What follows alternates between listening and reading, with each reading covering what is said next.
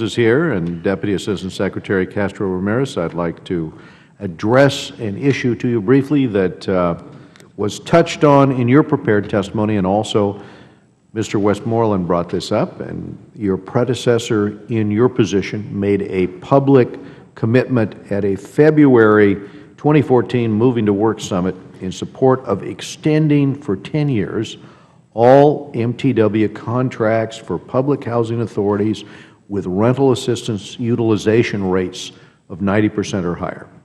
And specifically last March, she wrote the Housing Authority of the County of San Bernardino, and I'll quote from her letter, "I am willing to extend your MTW agreement to your fiscal year ending in 2028, providing your HCV utilization level is at or above 90%.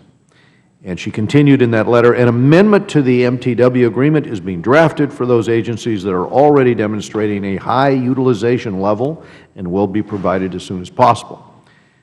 This amendment hasn't materialized, and in fact, rather than offering a contract extension last fall, the Department began to push more restrictive provisions for existing MTW agencies. So San Bernardino County has implemented a 5-year term limit program for tenants, which has increased family incomes and helped many find gainful employment. And in fact, in April 2013 and September 2014, their MTW initiatives saw a 24.6% reduction of unemployed household heads and a 52.4% average income jump.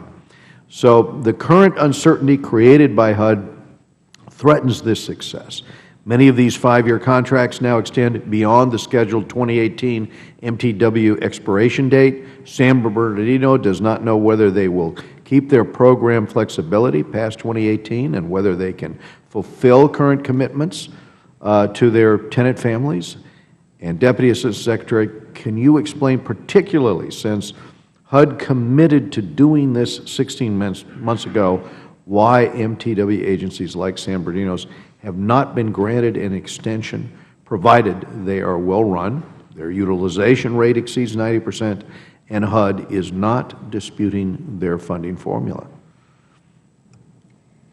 Yes, in response to the question about the existing MTW discussions to extend agreements, I do want to point out that, as mentioned earlier by Representative Waters and Representative Velasquez, it is very important that as we continue to both extend or expand the Moving to Work demonstration, we need to ensure that there is strong language about monitoring and evaluation, and that MTW agencies are serving families and expanding housing opportunities.